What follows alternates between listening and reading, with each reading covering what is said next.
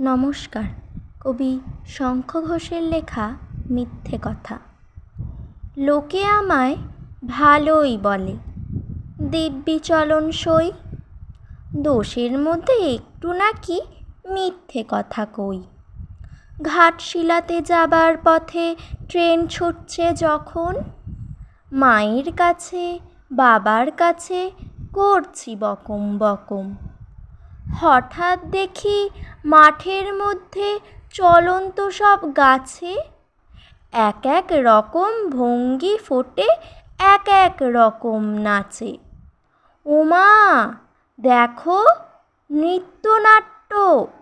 যেই বলেছি আমি, মা বকে দেয়, বড্ড তোমার বেড়েছে ফাজলামি।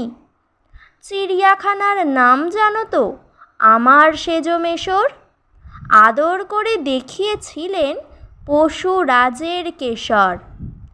কদিন পরে চুন খসানো দেওয়াল জুড়ে, এ কি ঠিক অবিকল সেই রকমই মূর্তি যেন দেখি। ক্লাসের মধ্যে যেই বলেছি সুরঞ্জনার কাছে, জানিস আমার ঘরের মধ্যে সিংহ বাঁধা আছে। শুনতে পেয়ে দিদিমণি অমনি বলেন, শোনো, এসব কথা আবার যেন না শুনি কখনো।